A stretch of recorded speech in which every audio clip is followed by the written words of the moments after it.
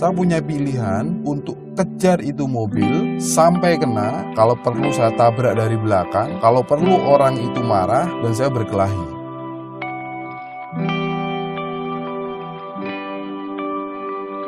Saya bebas memilih dan bertanggung jawab atas pilihan-pilihan saya.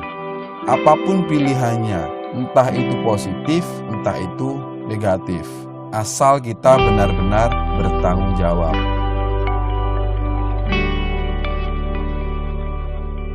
Halo semuanya, ketemu lagi dengan saya Wasis OKB Otak Kata Bicara di podcast saya hari ini. Apa kabar teman-teman semuanya yang sekarang masih setia mendengar suara saya? Dan semoga saja apa yang saya sharingkan kepada teman-teman berguna untuk tujuan menjadi pribadi yang lebih baik. Di podcast saya sebelumnya, saya sharing kepada teman-teman soal prinsip-prinsip dasar mempelajari 7 kebiasaan manusia yang efektif atau 7 habit. Dengan kita tahu prinsip-prinsip dasar 7 kebiasaan manusia yang efektif itu, kita lebih gampang untuk mempelajari itu semuanya. Dan kemarin saya juga janji kepada teman-teman untuk membahas satu kebiasaan yang paling dasar, dan ini adalah pondasi dari habit semuanya. Kalau kita paham betul habit ini dan kita melakukan betul, habit selanjutnya akan lebih mudah. Habit pertama adalah menjadi proaktif.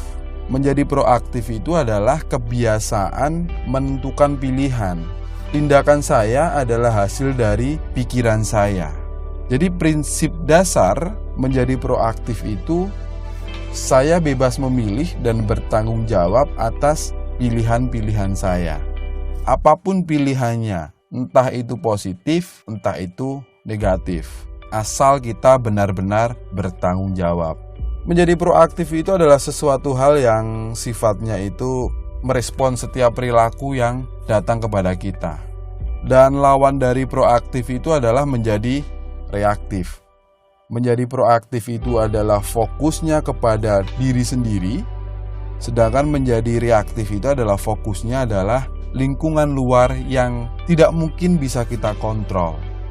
Saya kasih contoh cerita kepada teman-teman agar mudah memahami apa sih yang disebut menjadi proaktif.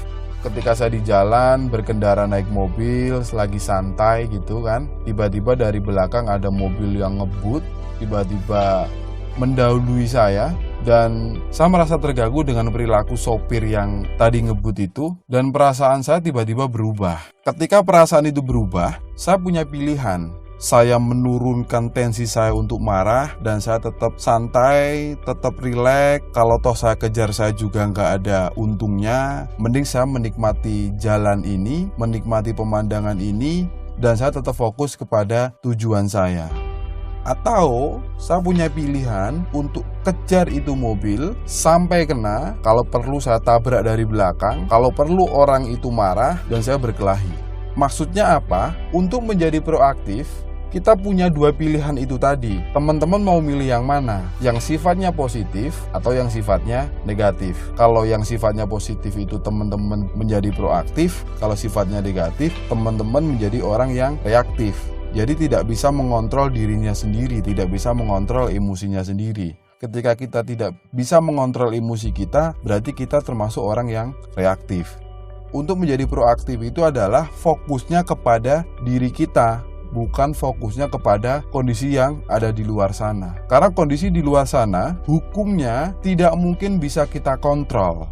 Saya kasih contoh lagi yang sederhana.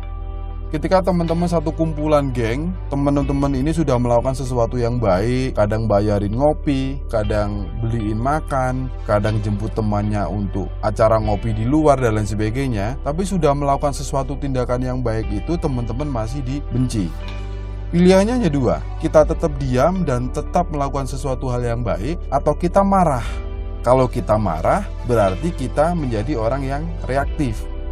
Kalau kita diam dan kita fokus kepada diri sendiri, ya memang itu haknya dia. Hak saya adalah memilih untuk tidak emosi. Berarti kita sudah menjadi pribadi yang proaktif. Jadi menjadi pribadi yang proaktif itu adalah setiap masalah yang datang kepada kita, kita punya 2 solusi. Solusi yang positif, selalu melihat peluang, selalu melihat kebaikan, atau solusi yang sifatnya negatif, sifatnya reaktif. Dan setiap keputusan yang kita ambil, kita bertanggung jawab penuh, walaupun yang kita ambil negatif. Jadi sebelum bertindak, orang proaktif itu selalu berpikir, kalau saya melakukan ini, bagaimana ya? Berarti saya harus melakukan ini karena saya harus seperti ini. Jadi sekali lagi, fokusnya adalah kepada diri sendiri yang gampang dikontrol. Paham ya? Karena memang diri kita sendirilah yang gampang dikontrol, bukan lingkungan yang ada di luar kita yang tidak mungkin kita kontrol. Karena di luar sana banyak orang yang terlalu sibuk dengan lingkungan yang ada di luar, terlalu fokus kepada lingkungan yang ada di luar, penilaian orang dan lain sebagainya.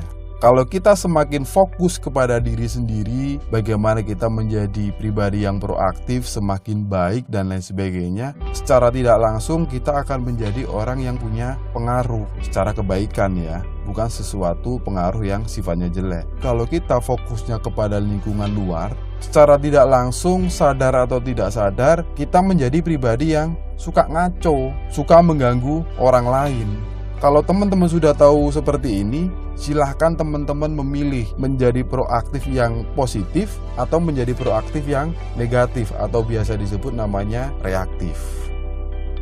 Mungkin ini dulu yang saya sharingkan, dan podcast saya selanjutnya saya akan membahas habit yang kedua, yaitu adalah mulai dengan tujuan akhir. Ini masih di golongan pertama ya, ketergantungan ya. Karena di ketergantungan itu ada 3 habit, jadilah proaktif, kemudian habit kedua adalah memulai dengan tujuan akhir, kemudian yang ketiga adalah dahulukan yang utama, baru kita bisa menjadi pribadi yang mandiri. Mungkin itu dulu dari saya. Kalau teman-teman ada pertanyaan silahkan tinggalkan di kolom komentar, pasti deh nanti saya akan jawab. Sekian dari saya, terima kasih.